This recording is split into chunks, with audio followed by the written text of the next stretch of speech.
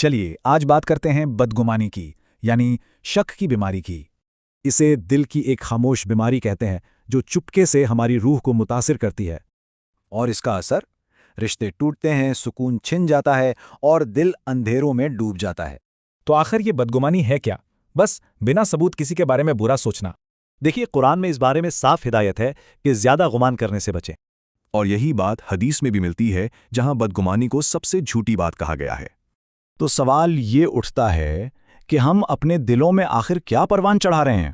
فرق بالکل صاف ہے۔ ایک طرف بدگمانی بے چینی لاتی ہے اور دوسری طرف ہے حسن ظن، یعنی دل کا سکون۔ تو اس کا حل کیا ہے؟ صرف 2 قدم۔ پہلا، بدگمانی چھوڑ دیں، اور دوسرا، حسن ظن اپنائیں۔ یاد رکھیں، سکون کا بس ایک ہی راستہ ہے، دوسروں کے بارے میں اچھا سوچنا۔ کیونکہ اصل سکون تو اسی دل میں ہے جو ہر طرح کے شک سے پاک ہو۔